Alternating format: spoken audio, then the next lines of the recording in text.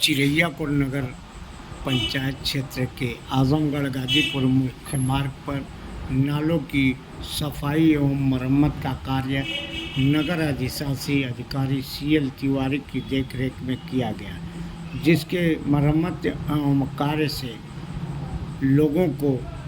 अब जल जमाव से राहत मिलने लगी है, जिससे नगरवासी